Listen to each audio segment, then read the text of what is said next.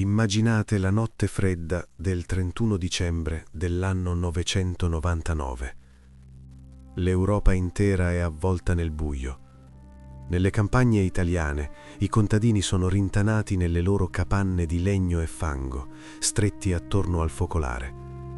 Nei castelli di pietra i signori feudali guardano fuori dalle feritoie, ascoltando il vento. Nei monasteri i monaci cantano preghiere con la voce rotta dal pianto. Si diceva che il mondo dovesse finire. 1000 e non più 1000, sussurravano le profezie. Molti credevano che a mezzanotte il cielo si sarebbe squarciato, che una pioggia di fuoco avrebbe divorato la terra e che gli angeli avrebbero suonato le trombe del giudizio universale. La gente aveva paura persino di respirare. E poi le ore passarono. La campana della chiesa suonò la mezzanotte. Non ci furono fulmini, non ci furono terremoti. Qualche ora dopo il cielo a est iniziò a schiarirsi, un bagliore timido, pallido, azzurrognolo. Il sole dell'anno 1000 si alzò all'orizzonte, esattamente come aveva fatto il giorno prima. Un gallo cantò in lontananza. La brina si sciolse sui campi. Gli uomini e le donne uscirono dalle loro case, guardarono il cielo, poi si guardarono le mani. Erano vivi. Il mondo non era finito. E in quel momento esatto un respiro di sollievo immenso attraversò l'Europa. Un respiro che si trasformò in una fame di vita spaventosa, inarrestabile. Oggi vi porto nell'epoca in cui l'Italia, dopo secoli di oscurità, decise che era arrivato il momento di prendersi il mondo.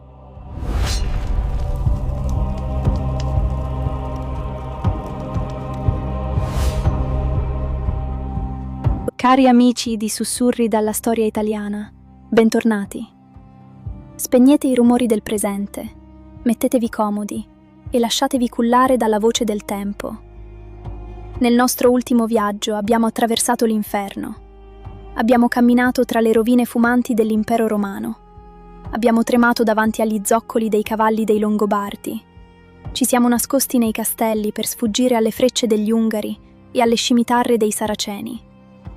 Abbiamo visto papi trascinati nel fango e re disperati. Eravamo arrivati sulla soglia dell'anno 1000, convinti che la storia dell'umanità fosse una lunga agonia. Ma la storia, lo sapete, ha un senso dell'umorismo meraviglioso. Proprio quando pensi che il buio sia definitivo, accende una luce accecante. Oggi varchiamo la soglia del Basso Medioevo, i 4 secoli più straordinari, folli, sanguinosi e geniali della nostra storia, dall'undicesimo al XV secolo. Oggi vi racconterò di come l'Italia sia diventata la Wall Street, la Silicon Valley e la Hollywood del mondo antico, tutto in una volta. Vi racconterò di uomini che non sapevano leggere, ma che inventarono le banche, di città che si odiavano così tanto da costruire torri alte 100 metri solo per fare ombra al vicino, di tagliapietre che sfidarono la gravità per costruire cattedrali impossibili, e di navi cariche di spezie che portavano con sé ricchezze incalcolabili, ma anche un nemico invisibile e mortale. Siete pronti a sentire il profumo della cannella mescolato all'odore del sangue? Chiudete gli occhi. Il viaggio nel Basso Medioevo ha inizio. Per non perderci in questi 4 secoli di esplosione vitale e di caos, divideremo il nostro cammino in 4 atti, 4 affreschi di un'Italia che rinasce. Nel primo atto sentiremo il profumo dell'Oriente e le vele al vento. Abbandoneremo i boschi dell'Alto Medioevo per salire sulle navi delle repubbliche marinare. Scopriremo come mercanti armati di furbizia, bussola e galee abbiano trasformato città come Venezia e Genova nelle padrone incontrastate del Mediterraneo, inondando l'Europa di spezie, seta e oro. Nel secondo atto cammineremo all'ombra della torre, la campana e il sangue. Entreremo nel cuore politico dell'Italia, inventore di un sistema unico al mondo, il comune. Assisteremo alle risse spietate tra vicini di casa, tra guelfi e ghibellini, sfidando l'ira dell'imperatore Barbarossa sotto le altissime case torri di mattoni rossi. Nel terzo atto Toccheremo con mano la pietra bianca e l'inchiostro. Sarà il momento del trionfo culturale. Entreremo nei cantieri polverosi delle immense cattedrali gotiche, ci siederemo nei banchi della prima università del mondo a Bologna e guarderemo uomini come Dante e Giotto forgiare l'anima e la lingua della nostra nazione. Infine, nel quarto atto, vedremo calare l'ombra nera e la nuova alba. Il momento più drammatico. Assisteremo all'arrivo spettrale della peste nera del 1348, sbarcato dalle navi genovesi. Un'apocalisse che svuoterà le città, ma che, dal suo tragico silenzio, farà germogliare i semi dorati del Rinascimento. Siete pronti a sentire il profumo della cannella mescolato all'odore del sangue? Chiudete gli occhi. Il viaggio nel basso medioevo ha inizio.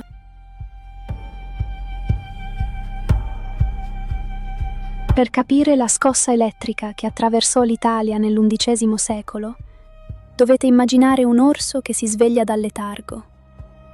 Per 500 anni l'Europa si era rimpicciolita. I boschi avevano divorato le strade, la gente mangiava ghiande, pane nero e radici. Si viaggiava pochissimo, perché oltre il proprio villaggio c'era solo la foresta, e nella foresta c'erano i lupi, i briganti e la morte.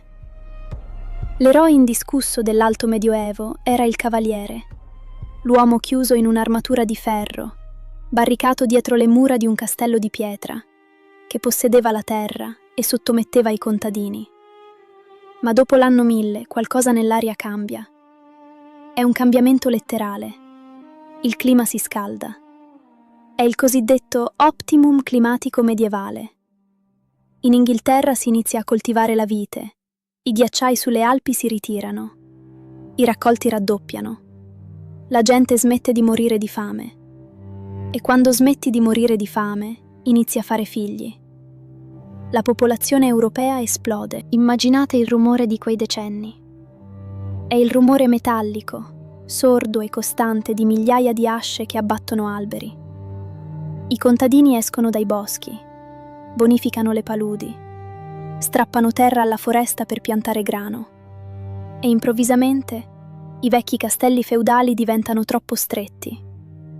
I servi della gleba, i figli cadetti che non hanno ereditato nulla, i fabbri, i fornai, iniziano a scappare dalle campagne dei signori. E dove vanno? Vanno nei vecchi centri romani semi-abbandonati o si accampano fuori dalle vecchie mura, creando dei nuovi insediamenti. I borghi. Loro, i nuovi arrivati, diventano i borghesi. In questa folla brulicante emerge una figura nuova. Un uomo che non porta la spada, ma una borsa di cuoio legata alla cintura. Un uomo che non sa andare a cavallo con la lancia, ma sa fare di conto. È il mercante. Il nuovo padrone del mondo. Per secoli, la Chiesa aveva insegnato che fare soldi con i soldi era peccato. L'usura era condannata, l'accumulo di ricchezza era visto con sospetto. Ma l'italiano dell'undicesimo secolo ha troppa voglia di vivere per ascoltare i sermoni e capisce una cosa fondamentale. L'Italia non è al centro di un bosco. L'Italia è un gigantesco molo di pietra lanciato in mezzo al mar Mediterraneo. Il mare, che per secoli aveva fatto il terrore della gente a causa dei pirati saraceni, torna a essere un'autostrada. Scendiamo verso la costa. Lasciamo la terraferma e ascoltiamo il rumore delle onde. Le prime città a svegliarsi non sono quelle del nord, ma quelle del sud. Amalfi, incastonata come un diamante tra le rocce scoscese della Campania. Gaeta. Napoli. Gli amalfitani sono i pionieri. Sono marinai formidabili. Non hanno terra da coltivare alle loro spalle, quindi sono costretti a guardare il mare. Si spingono verso est, verso l'Egitto, verso la Siria, verso Costantinopoli. Portano legname e schiavi e tornano con le stive cariche di qualcosa che in Europa non si era mai visto o si era dimenticato. Immaginate di entrare nel fondaco di un mercante ad Amalfi nel 1200. L'aria è densa, quasi pungente. Vi entra nelle narici un profumo che stordisce. Non è l'odore di cavolo bollito o di maiale arrosto a cui i nobili europei sono abituati. È l'odore pungente del pepe nero, la dolcezza della cannella, l'aroma stordente dei chiodi di garofano e della noce moscata. Oggi troviamo queste spezie in ogni supermercato per pochi spiccioli. Ma nell'undicesimo e XII secolo un sacchetto di pepe valeva letteralmente quanto un castello. Le spezie servivano a coprire il sapore della carne mal conservata, ma soprattutto erano uno status symbol. Se un re voleva dimostrare di essere potente, doveva servire pavone speziato ai suoi ospiti. E gli unici che potevano portargli quel pepe erano gli italiani. Ma Amalfi, purtroppo, viene presto schiacciata dall'arrivo dei Normanni al sud. Il baricentro del commercio si sposta più a nord, in due città destinate a odiarsi con una ferocia epica: Pisa e Genova. Se passeggiate oggi per Pisa, vedete il miracolo di marmo bianco della Piazza dei Miracoli, la torre pendente, il Duomo, il battistero. Ma ricordatevi sempre che quel marmo candido è stato pagato con il sangue dei pirati saraceni e con i profitti del commercio marittimo. I pisani e i genovesi, unendo le forze, prima cacciano i musulmani dalla Sardegna e dalla Corsica, ripulendo il mare Tirreno. Poi iniziano a scannarsi tra di loro per il controllo delle rotte commerciali. La guerra tra Genova e Pisa dura secoli. Culmina in una giornata livida del 1284, al largo di un piccolo scoglio chiamato Meloria. La flotta pisana viene letteralmente annientata dai genovesi. Migliaia di pisani vengono presi prigionieri e portati a Genova. Erano così tanti che all'epoca nacque un proverbio cinico e terribile: se vuoi vedere Pisa, vai a Genova. Pisa non si riprenderà mai più. Genova, la superba, diventerà la regina incontrastata del Mediterraneo occidentale, ma la vera capitale del mondo, la città che ha trasformato il commercio in una scienza esatta e l'avidità in un'arte di Stato, si trova a est, nelle nebbie dell'Adriatico, Venezia. Dimenticate la Venezia romantica dei giri in gondola. La Venezia dell'undicesimo, dodicesimo e tredicesimo secolo è una macchina militare ed economica spietata. È una città-azienda. Il doge, il suo principe, è l'amministratore delegato. I nobili veneziani non possiedono terre o castelli, possiedono quote azionarie delle navi. Venezia è costruita sull'acqua e per l'acqua. Hanno rubato il corpo di San Marco, si sono resi indipendenti dall'impero bizantino, ma ne hanno assorbito la furbizia diplomatica. I veneziani hanno una regola aurea: si commercia con tutti, con i cristiani, con i greci ortodossi, con i musulmani. Quando i papi vietavano di fare affari con gli infedeli saraceni, i veneziani rispondevano alzando le spalle: siamo prima veneziani e poi cristiani. Per capire la potenza spaventosa di Venezia, vi porto in un luogo chiuso, inaccessibile agli stranieri, circondato da mura altissime di mattoni rossi. L'Arsenale. 600 anni prima che Henry Ford inventasse la catena di montaggio per le automobili, i veneziani la usavano per costruire navi. L'Arsenale di Venezia è la più grande fabbrica dell'era preindustriale. Lavorano lì dentro migliaia di arsenalotti, gli operai specializzati. Le galee in costruzione galleggiano su un canale interno. Non sono gli uomini a spostarsi per montare i pezzi. È la nave che scivola sull'acqua, passando da un settore all'altro. In un settore le montano i remi, nel settore successivo le sartie, poi gli alberi, poi le armi. Nei momenti di emergenza militare, l'Arsenale di Venezia era capace di costruire, armare e varare una nave da guerra completa, in un solo giorno. Una nave al giorno. Una potenza industriale inimmaginabile per chiunque altro al mondo. E con queste flotte immense, le mude, i convogli scortati da navi da guerra, l'Italia inonda l'Europa di merci. Seta dalla Cina, incenso dall'Arabia, cotone, schiavi. I mercanti italiani diventano così ricchi, così sofisticati, che l'Europa intera deve piegarsi a loro. Un mercante fiorentino, genovese o veneziano che arriva a Londra o a Parigi guarda il re locale di Francia o d'Inghilterra quasi con compatimento. Il re indossa un'armatura pesante, sa a malapena firmare col suo nome e vive in un castello freddo dove si mangia con le mani. L'italiano veste velluto cremisi, sa scrivere lettere di cambio, usa la partita doppia, prefigura gli assegni bancari e mangia con la forchetta, un'invenzione bizantina portata in Europa proprio da loro. Nell'anno 1252, le città italiane compiono l'atto di arroganza definitivo. Per quasi 500 anni, da quando l'impero romano era crollato, in Europa nessuno aveva più osato coniare monete d'oro. Si usava solo l'argento o il baratto, perché l'oro era scomparso. Genova e Firenze decidono che i loro affari sono troppo grandi per l'argento. A Firenze, gli orafi coniano un dischetto di 3,5 grammi di oro zecchino puro a 24 carati. Da un lato c'è l'immagine di San Giovanni Battista, dall'altro un giglio, il fiore della città.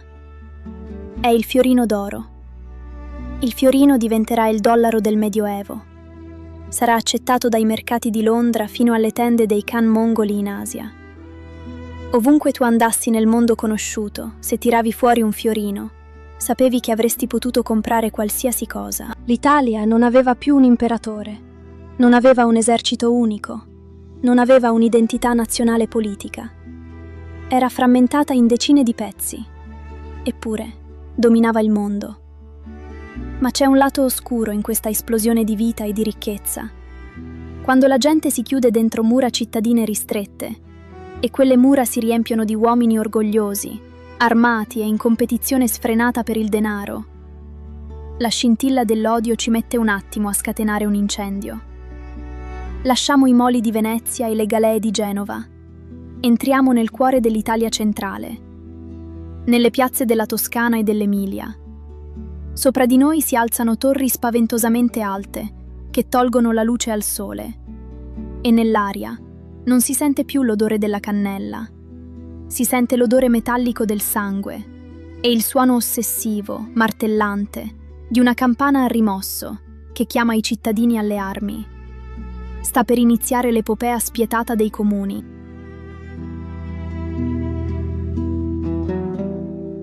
Per comprendere l'anima più profonda, geniale e dannata del nostro paese, dobbiamo fare un viaggio visivo sconvolgente.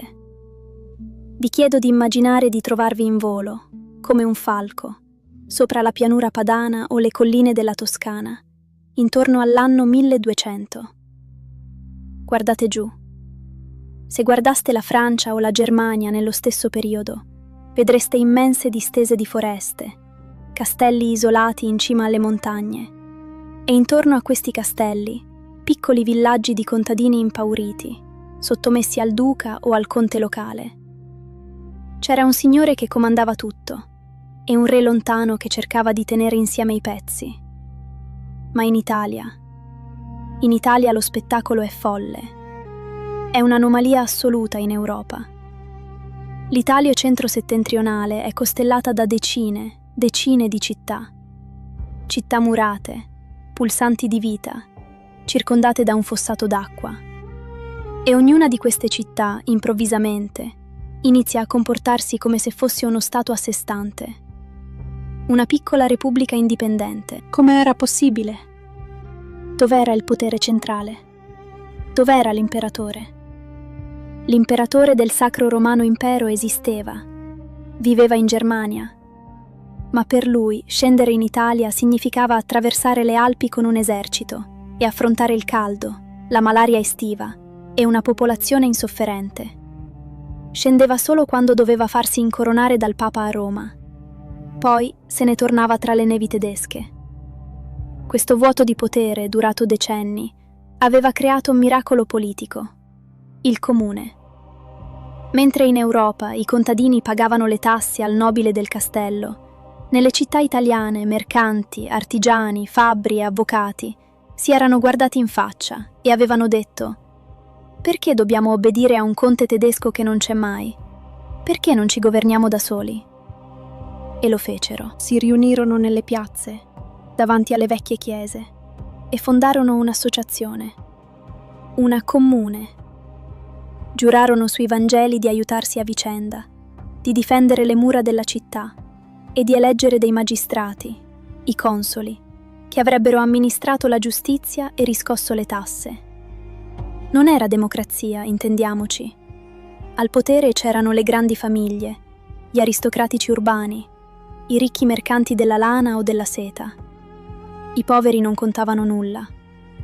Ma rispetto al resto d'Europa, dove vigeva ancora la schiavitù della gleba, le città italiane erano fari accecanti di libertà.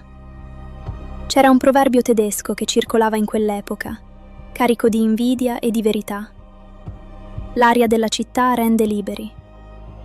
Se un contadino scappava dalle terre del suo padrone, riusciva a entrare in una città murata come Milano o Firenze e ci viveva per 1 anno e 1 giorno senza farsi catturare. Diventava un cittadino libero.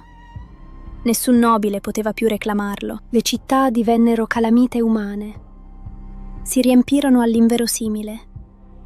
Ma l'Italia, si sa, non sa gestire la pace a lungo e non sa gestire l'unità. Ogni singola città iniziò a comportarsi come una tribù affamata. Firenze voleva lo sbocco sul mare e quindi odiava Pisa. Siena era ricca per le sue banche e minacciava il dominio di Firenze e quindi si odiavano. Milano voleva controllare i passi alpini e odiava Como e Lodi. Ogni città divenne un animale predatore. Si armarono di milizie cittadine. Tutti i maschi adulti, dal fornaio al notaio, dovevano avere una lancia, uno scudo e un elmo di ferro in casa. Al suono della campana principale, dovevano mollare il lavoro, correre in piazza e marciare in guerra contro la città vicina. Ed è in questo caos meraviglioso e rissoso che, nell'anno 1154, l'Europa decide di bussare alla porta dell'Italia. E lo fa con il pugno di ferro. Sul trono di Germania è salito un giovane imperatore formidabile, dai capelli biondo-rossicci. Si chiama Federico di Svevia. Ma la storia e gli italiani terrorizzati lo chiameranno per sempre il Barbarossa. Federico Barbarossa non è un imperatore debole. È un uomo che crede fermamente, quasi religiosamente, nel potere imperiale. È convinto che il mondo debba obbedire a una sola spada, la sua. E quando scende in Italia, non crede ai suoi occhi.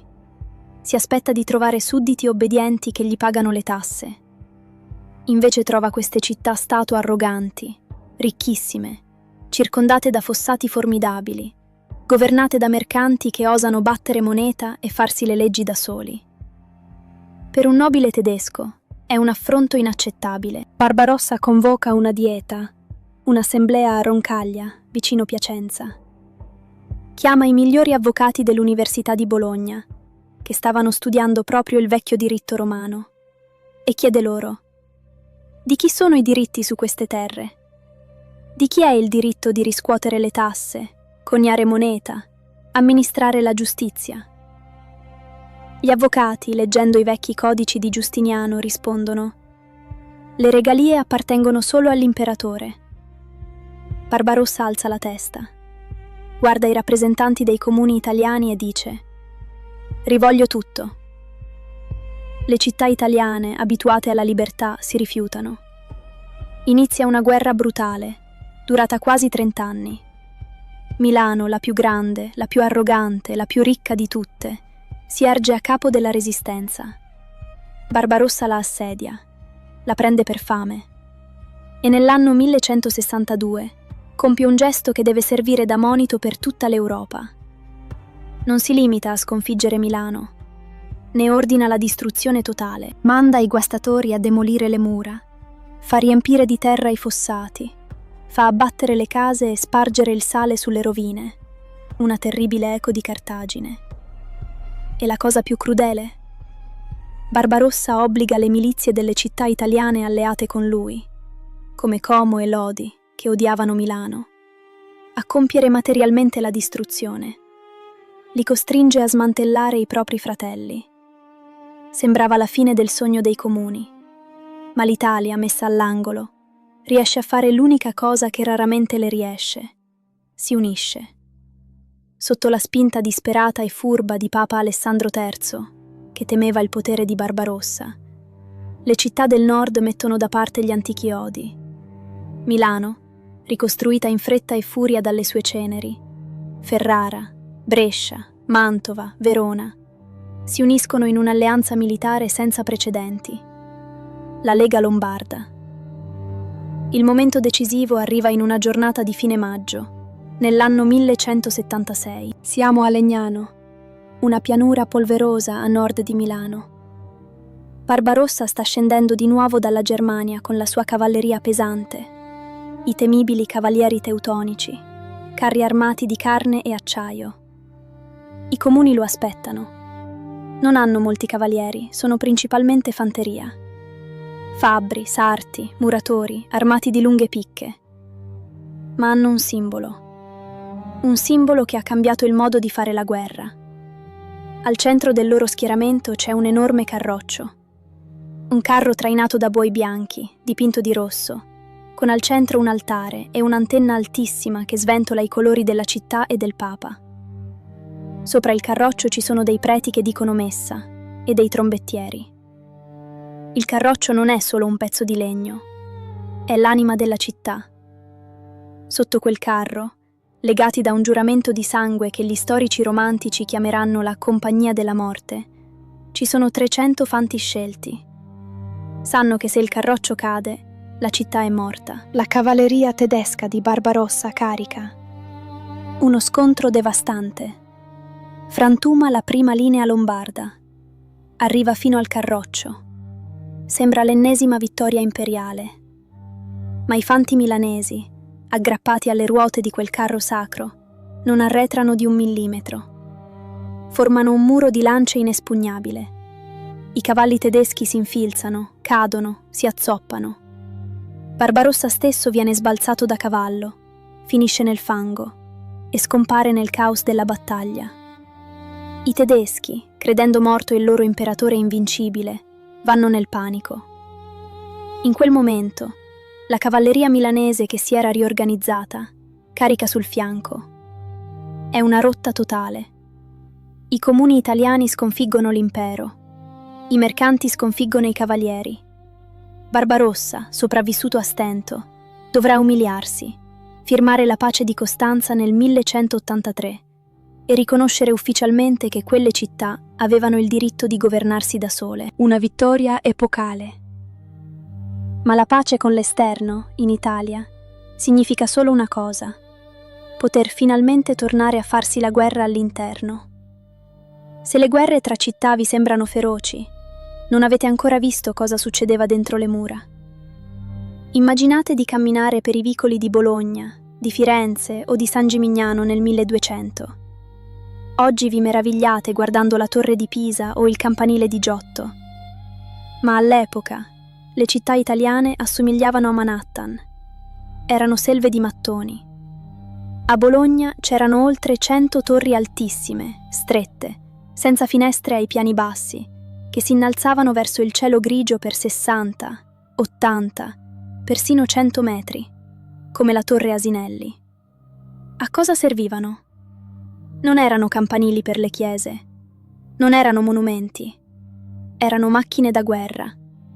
Erano i rifugi fortificati delle grandi famiglie aristocratiche della città, perché dentro ogni singolo comune l'odio era diventato un cancro. La società si era spaccata in 2 grandi fazioni, 2 nomi che avrebbero marchiato a fuoco la storia italiana: i Guelfi e i Ghibellini. In teoria la divisione era politica. I Guelfi sostenevano il potere temporale del Papa, i Ghibellini sostenevano il potere dell'imperatore. Ma la verità, la cruda verità di strada, è che queste etichette servivano solo per coprire vecchie faide di sangue, odi tra famiglie per questioni di eredità, di matrimoni saltati, di confini terrieri. E così, la vita in una città medievale italiana era un inferno di tensione continua. Le grandi famiglie, come i Montecchi e i Cappelletti a Verona, resi immortali da Shakespeare, o i Donati e i Cerchi a Firenze, trasformavano le loro case in castelli urbani. Mettevano catene di ferro tra un lato e l'altro delle strade per bloccare i cavalieri nemici. Quando scoppiava una rissa in piazza, magari per uno sguardo sbagliato o un debito non pagato, le campane delle torri private iniziavano a suonare a martello. I membri della famiglia corsero a barricarsi nelle loro altissime torri. Tiravano su i ponti levatoi di legno che collegavano una torre all'altra e da 60 metri d'altezza iniziavano a scagliare pietre, pece bollente, frecce sui tetti dei vicini. Interi quartieri bruciavano per settimane. Firenze, per decenni, è stata un campo di battaglia urbano dove nessuno usciva di casa senza una daga nascosta sotto il mantello di lana. La giustizia non esisteva più. Se la fazione guelfa vinceva una battaglia in città, sapete cosa faceva ai ghibellini sconfitti? Li ammazzava? Non solo, faceva la cosa peggiore che si potesse fare a un italiano dell'epoca. Li esiliava, li sradicava. I capi della fazione perdente venivano costretti a lasciare la città con le loro famiglie. I loro beni venivano confiscati. Le loro altissime torri di mattoni venivano letteralmente mozzate, tagliate a metà, per umiliarli pubblicamente. E le loro case venivano rase al suolo, e sul terreno veniva sparso il sale, affinché non vi crescesse più nulla. A Firenze, ancora oggi, c'è una piazza vuota, Piazza della Signoria, che è nata proprio dallo spiazzo lasciato dalla distruzione delle case dei potenti ghibellini, gli Uberti, scacciati per sempre. L'esiliato perdeva tutto. Diventava uno straniero in patria, condannato a vagare, come un lupo solitario, di corte in corte, a mendicare protezione, mangiando pane che sapeva di sale altrui e salendo scale che non erano le sue. È il destino che, di lì a poco, toccherà all'uomo più geniale che l'Italia abbia mai partorito. Ma mentre il sangue scorreva per le strade lastricate e le torri lanciavano pietre, nei cantieri a pochi metri di distanza, coperti dalla polvere bianca del marmo, uomini sudati e geniali stavano compiendo una rivoluzione silenziosa. Una rivoluzione che non usava la spada, ma il compasso, la pergamena e la penna d'oca. Lasciamo le grida delle fazioni. Entriamo nel silenzio reverenziale delle immense navate che stanno per toccare il cielo. Sta per nascere l'anima dell'Italia.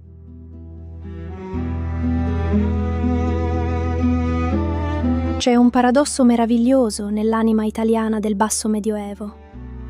Mentre nelle piazze i guelfi e i ghibellini si scannavano a colpi di balestra e le grandi famiglie aristocratiche mozzavano le torri dei rivali bruciando interi quartieri, a pochi metri di distanza, coperti dalla polvere bianca della calce, migliaia di uomini lavoravano fianco a fianco, in un silenzio quasi religioso, per costruire l'impossibile.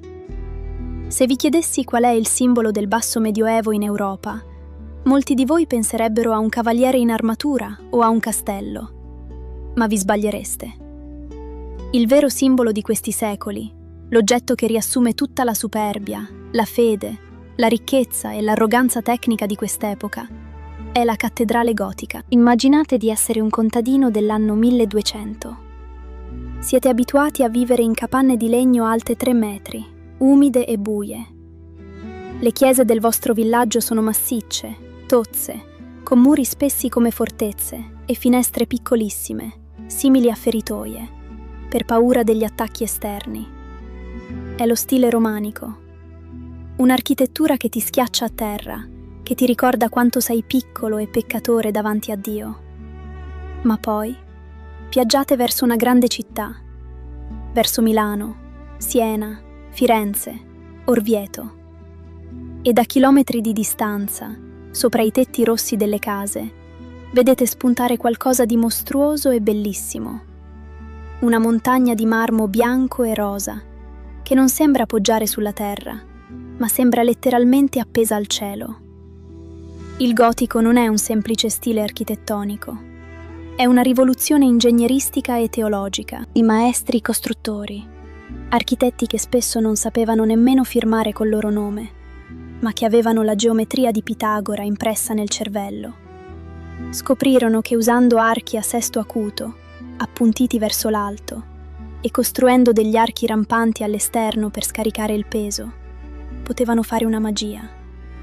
Potevano svuotare i muri di pietra, che da millenni servivano a reggere il tetto, non servivano quasi più. Diventavano scheletri sottilissimi, e quello spazio vuoto veniva riempito da immense pareti di vetro colorato. Le vetrate istoriate. Quando entravate in una cattedrale gotica, non eravate più sulla terra.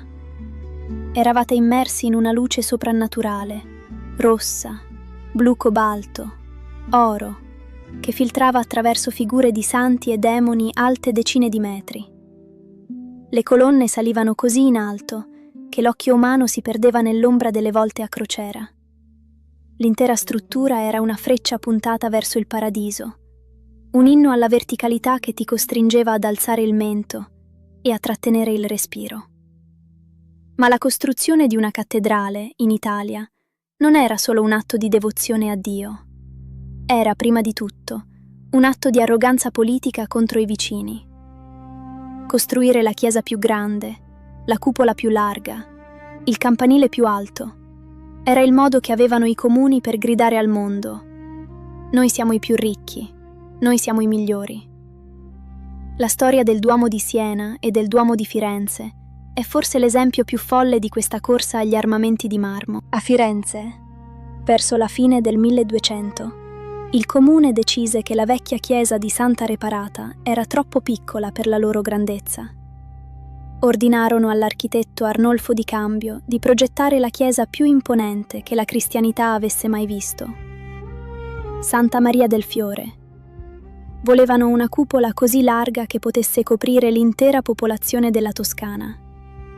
Quando a Siena, la nemica giurata di Firenze, seppero del progetto, i governanti senesi impazzirono di gelosia. Non potevano permettere che i fiorentini avessero una chiesa più grande della loro. Così presero il loro Duomo, che era già un capolavoro assoluto, e decisero di trasformarlo. Dissero: costruiremo una navata nuova, immensa, e il Duomo vecchio diventerà solo il transetto di quello nuovo. Un progetto titanico, megalomane. I senesi iniziarono a innalzare i piloni, a scolpire il marmo, a svuotare le casse pubbliche. I lavori durarono decenni. Purtroppo per Siena, la realtà ha il vizio di distruggere i sogni di grandezza. Mentre i piloni del Duomo nuovo stavano salendo, le fondamenta iniziarono a cedere sotto il peso spaventoso del marmo. E poi, come vedremo nel prossimo atto, arrivò l'ombra nera del 1348, che spazzò via metà della popolazione e l'intera economia della città. I senesi furono costretti a fermare i lavori, per sempre. Oggi, se andate a Siena, potete ancora vedere il facciatone, un muro altissimo, incompiuto, isolato contro il cielo azzurro, e i basamenti delle navate mai coperte. È il monumento più malinconico e affascinante d'Italia. Il fantasma di un'arroganza punita dal destino. I cantieri delle cattedrali erano veri e propri buchi neri che assorbivano l'economia per secoli. Il Duomo di Milano, iniziato nel 1386 dai Visconti per competere con le cattedrali francesi e tedesche, richiese l'apertura di cave di marmo rosa a Candoglia, la deviazione di fiumi e canali, i navigli, solo per trasportare i blocchi pesanti tonnellate, e una fabbrica permanente di scalpellini, fabbri e vetrai. Una fabbrica che, in un certo senso, non ha mai finito di lavorare. Ma mentre gli architetti svuotavano i muri di pietra per far entrare la luce divina, in altre stanze, meno spettacolari ma altrettanto rivoluzionarie, altri uomini stavano svuotando la mente dai dogmi antichi. Se la cattedrale è il corpo del basso medioevo, l'università è il suo cervello. E anche questa è un'invenzione tutta italiana. Dimenticate i monaci dell'alto medioevo, chiusi nelle loro abbazie isolate a copiare codici al freddo per salvare la memoria latina. L'uomo nuovo del basso medioevo, il mercante, il notaio, il figlio del banchiere borghese, non ha tempo per la contemplazione isolata. Ha bisogno di leggi chiare per fare contratti. Ha bisogno di matematica per i tassi di interesse. Ha bisogno di medicina per curare le malattie urbane. Nell'anno 1088, a Bologna, avviene un miracolo laico. Non è un re o un papa a fondare la scuola. Sono gli studenti stessi. Gruppi di giovani ricchi, provenienti da tutta Europa, arrivano in questa città rossa e grassa dell'Emilia. Si mettono insieme in corporazioni, le universitates, e assumono, pagandoli di tasca loro, i migliori professori di diritto romano. Nasce l'Alma Mater Studiorum, la prima università del mondo occidentale. Immaginate queste strade di Bologna nel 1200. Sono un formicaio di ragazzi tedeschi, francesi, spagnoli. Bevono nelle taverne, fanno risse formidabili, si indebitano con gli usurai locali, i famosi banchieri ebrei. Affittano stanze pessime a prezzi esorbitanti. Esattamente come gli studenti fuori sede di oggi. E i professori? I professori sono delle star. Uomini come Irnerio, che riscoprono il Corpus Iuris Civilis dell'imperatore Giustiniano, un codice di leggi romano che era andato perduto per secoli in Occidente. Quei libri, fitti di polvere, vengono aperti, puliti, glossati, cioè commentati a margine. Il diritto romano torna a essere la base legale di tutta l'Europa moderna. Ma l'Italia non si ferma qui. Napoli fonderà l'università statale voluta da Federico II. Padova attirerà le menti libere in fuga dall'ortodossia papale. Salerno diventerà la capitale mondiale della medicina, basandosi sulle traduzioni arabe di Ippocrate e Galeno. Il sapere esce dai monasteri. Diventa secolare. Diventa un'arma di potere. Ed è proprio in questo humus, in questa Italia geniale, violenta, spaccata dalle fazioni e assetata di conoscenza, che si consuma il dramma dell'uomo che da solo ha inventato la nostra nazione. Non con la spada, non con la pietra, ma con l'inchiostro. Dante Alighieri. Per capire la grandezza mostruosa di Dante, dovete togliergli di dosso la polvere noiosa dei banchi di scuola. Dante non era un vecchio severo col naso aquilino che passava le giornate chiuso in biblioteca a scrivere poesie. Dante era un politico, un soldato, un uomo feroce, passionale, orgoglioso, immerso fino al collo nel sangue e nelle faide della sua Firenze. Era un guelfo bianco. Aveva combattuto a cavallo in prima fila nella battaglia di Campaldino, in mezzo alla polvere, vedendo la cavalleria ghibellina nemica caricare e infrangersi. Aveva amato perdutamente una donna di nome Beatrice, che era morta giovanissima, lasciandolo in un abisso di disperazione. Aveva governato Firenze come priore, cercando di pacificare una città impazzita. Ma la politica, a Firenze, era un tritacarne. Mentre Dante si trovava a Roma, in missione diplomatica presso l'uomo che odiava di più al mondo, il cinico e spietato Papa Bonifacio VIII, i suoi nemici politici, i Guelfi Neri, presero il potere in città con un colpo di Stato, appoggiati dai francesi. Nell'anno 1302, i nuovi padroni di Firenze emettono una sentenza che cambierà per sempre la storia della letteratura mondiale. Dante viene accusato falsamente di corruzione, baratteria. Viene condannato all'esilio perpetuo, al pagamento di una multa impossibile da saldare e alla confisca di tutti i suoi beni. La sua casa viene distrutta. Pochi mesi dopo, poiché si rifiuta di presentarsi in tribunale per chiedere umilmente perdono, la condanna viene aggravata. Se mai rimetterà piede nel territorio di Firenze, Dante Alighieri sarà bruciato vivo. Al rogo. Immaginate il trauma psicologico. Dante, un uomo fiero, ricco, che aveva governato la città più potente del mondo, improvvisamente non è più nessuno.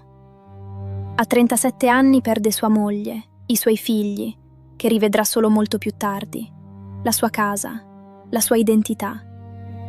Diventa un randagio, costretto, come scriverà lui stesso in versi che spezzano il cuore, a provare come sa di sale lo pane altrui, E come è duro calle lo scendere e il salir per l'altrui scale. Molti uomini, piegati da un simile dolore, si sarebbero arresi. Si sarebbero suicidati, o avrebbero supplicato perdono in ginocchio, o sarebbero diventati oscuri mercenari. Dante no. Dante trasforma il suo odio, la sua disperazione, il suo amore perduto e la sua immensa cultura teologica in un'arma di distruzione di massa. In esilio, errando tra Verona, la Lunigiana e infine Ravenna, inizia a scrivere. Ma decide di fare una scommessa folle. Fino a quel momento i libri seri, quelli di filosofia, teologia o politica, si scrivevano in latino.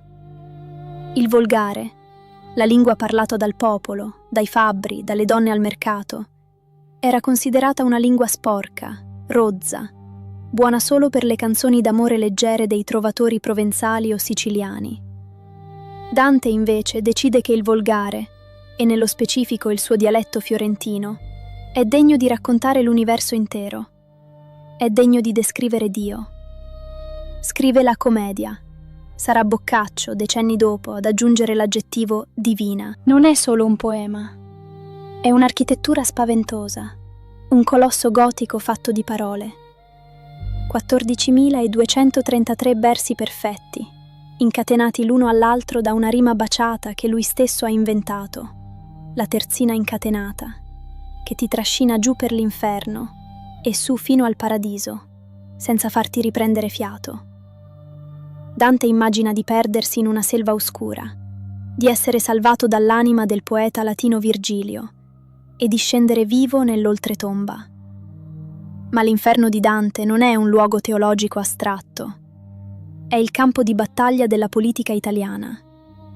Dante prende tutti i suoi nemici, papi corrotti, re traditori, banchieri usurai, politici ghibellini che lo hanno sconfitto e guelfi neri che lo hanno esiliato, e li sbatte all'inferno.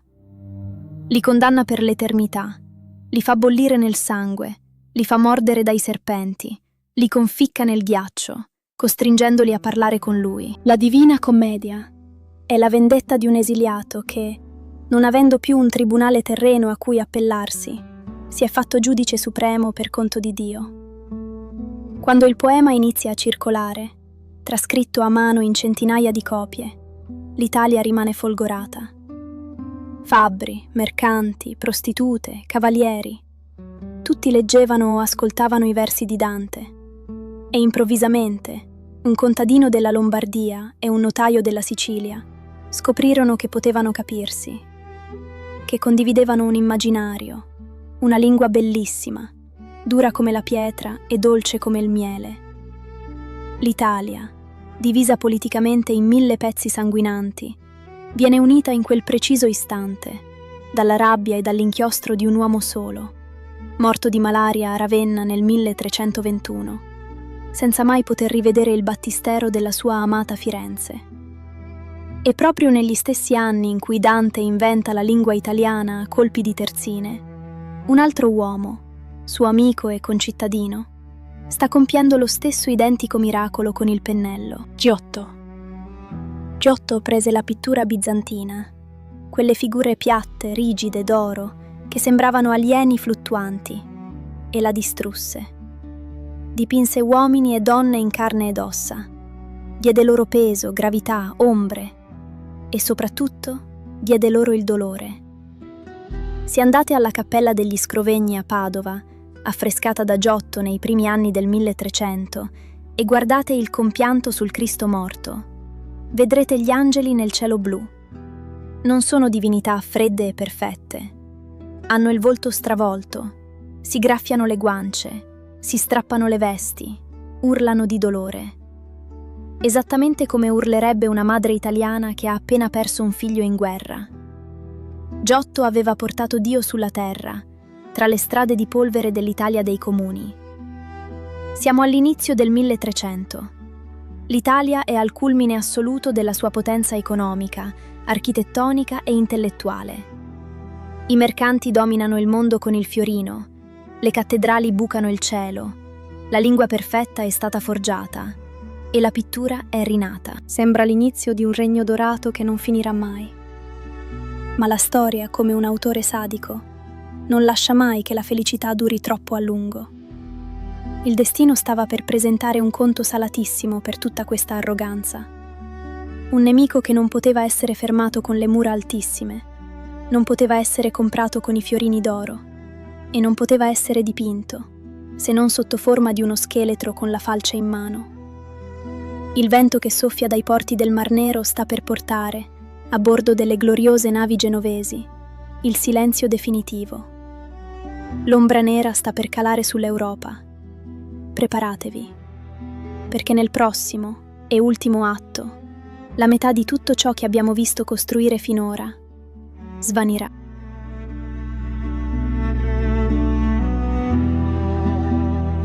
Siamo arrivati alla metà del XIV secolo.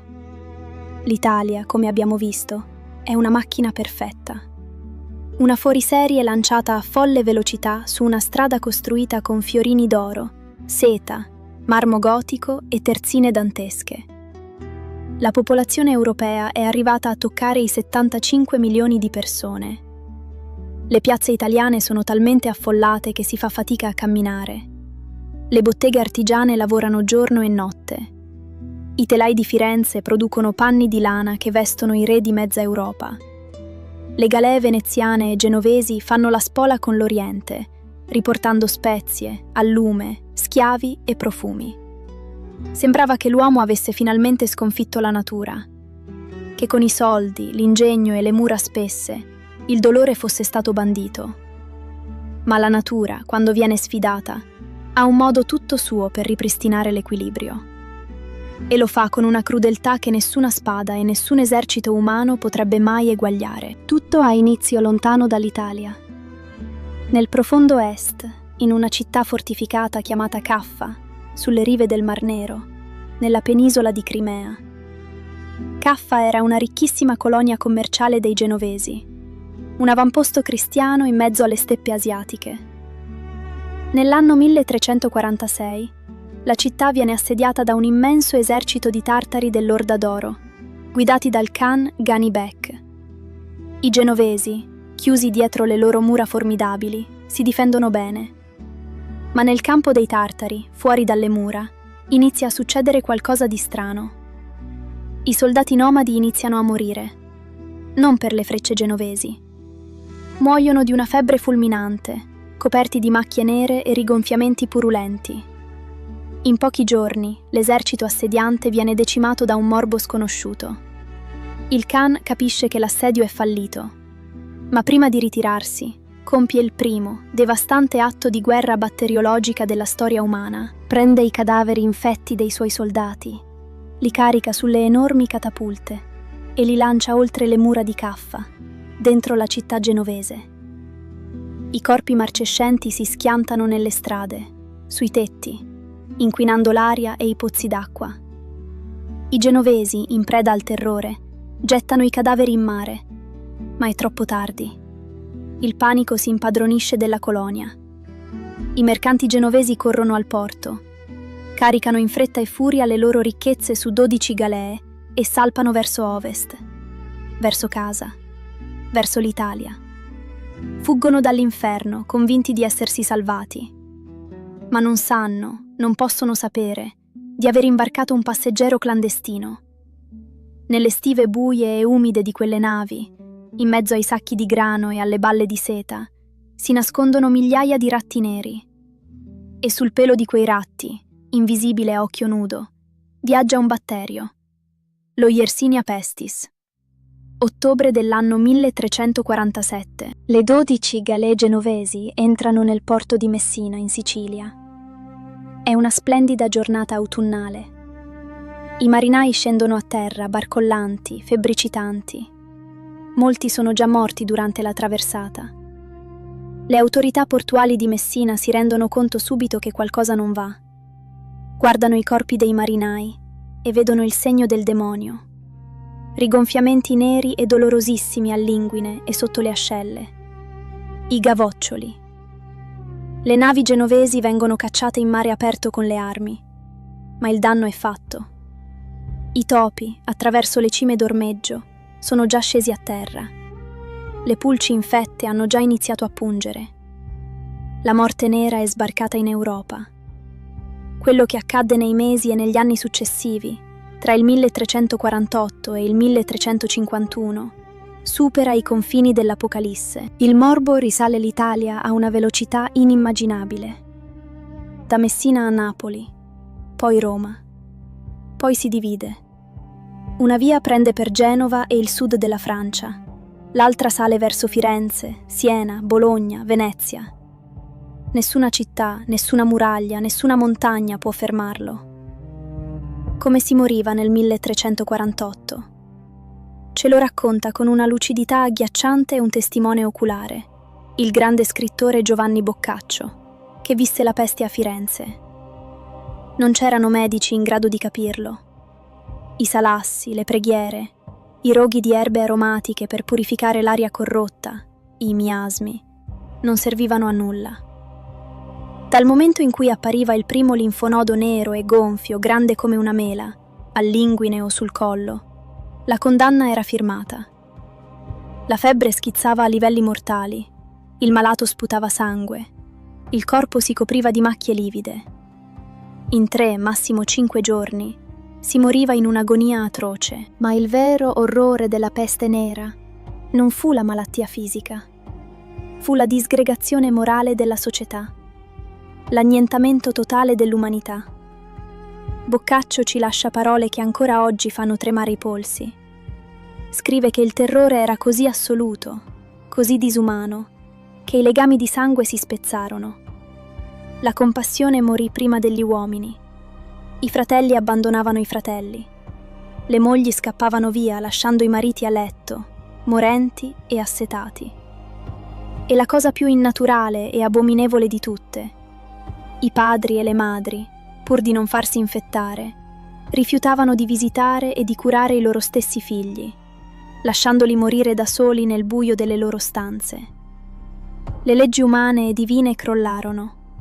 Non c'erano più tribunali, non c'erano più magistrati. I preti, che all'inizio andavano a dare l'estrema unzione, morirono a migliaia, e quelli rimasti smisero di rispondere alle chiamate. I morti venivano messi fuori dalla porta di casa la mattina. I beccamorti, uomini prezzolati e spietati, passavano con i carri, accatastando i cadaveri senza alcuna cerimonia religiosa, senza una bara, senza una lacrima, e li gettavano in immense fosse comuni scavate fuori dalle mura. Fosse che, dice Boccaccio, venivano riempite a strati, come si mette il formaggio tra uno strato e l'altro delle lasagne, coperte da un velo di terra finché non si arrivava al bordo.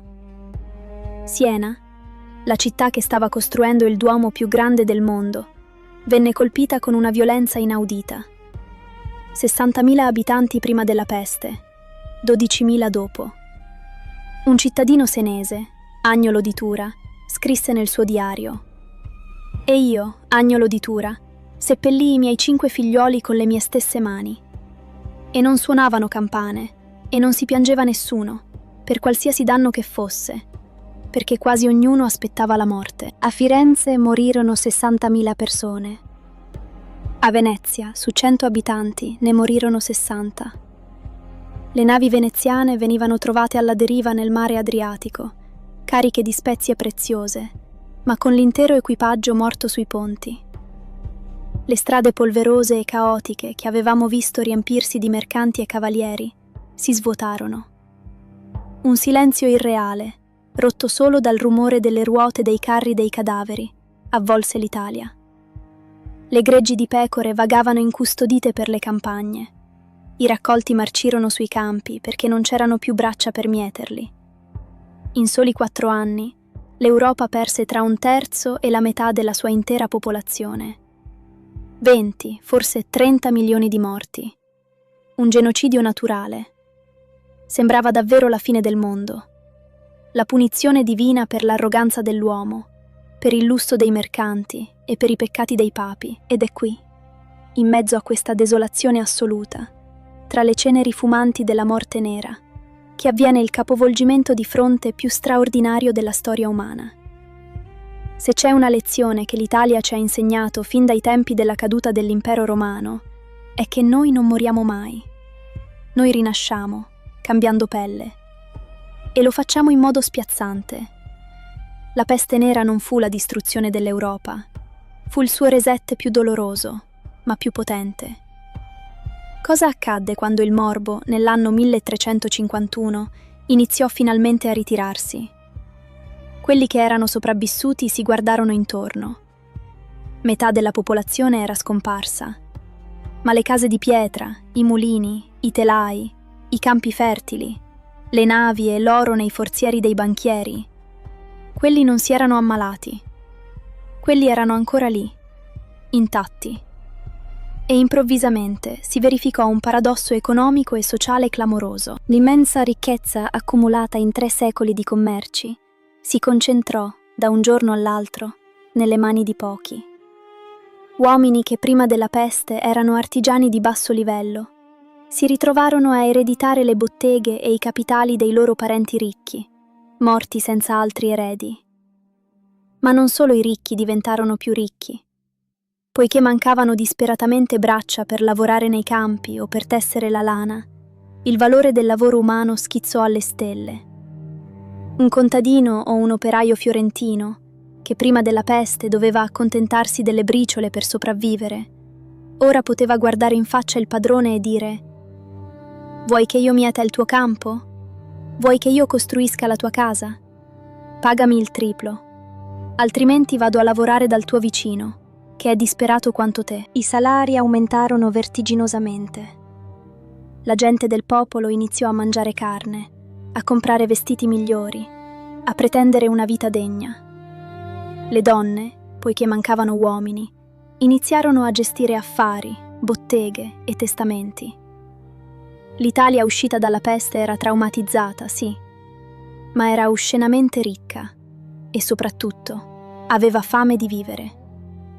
Il trauma psicologico della morte nera aveva cambiato l'anima dell'uomo. Per decenni, la Chiesa aveva detto alla gente: «Soffri in silenzio su questa terra, perché la vera gioia l'avrai nel paradiso». Ma la peste aveva dimostrato che la morte poteva prenderti in 3 giorni, all'improvviso, che tu fossi un papa o un mendicante, un santo o un criminale. E allora, l'uomo sopravvissuto del tardo 300 si ribellò a questo pensiero. Guardò il cielo e poi abbassò gli occhi sulla terra. Si disse: «Se la vita è così fragile, se la morte nera può tornare domani e portarmi via tutto, allora io voglio vivere oggi. Voglio godermi la bellezza del mondo ora. Voglio leggere, voglio amare, voglio circondarmi di opere d'arte meravigliose che sconfiggano il tempo». Non era più l'uomo schiacciato dal peccato. Era un uomo nuovo, che metteva se stesso, la sua intelligenza e la sua capacità di creare al centro dell'universo. È la nascita dell'umanesimo. Boccaccio scrive il Decameron, 100 novelle piene di sesso, furbizia, donne intelligenti e mercanti spregiudicati. Petrarca scala le montagne solo per il puro piacere di guardare il panorama e scrive poesie d'amore immortali. I grandi banchieri, come la famiglia Medici a Firenze, che prima nascondevano i soldi per paura di sembrare usurai, iniziano a spenderli apertamente. Non per costruire cattedrali cupe, ma per finanziare palazzi luminosi, per pagare scultori e pittori affinché dipingano la bellezza del corpo umano nudo, non più come simbolo di vergogna, ma come capolavoro di Dio. Dalle ceneri infette della peste nera, concimate da un oceano di dolore, stava per sbocciare il fiore più straordinario, perfetto e luminoso che l'umanità abbia mai visto. Un fiore che avrebbe cancellato definitivamente la parola Medioevo dalla storia. Stava per iniziare l'alba del Rinascimento.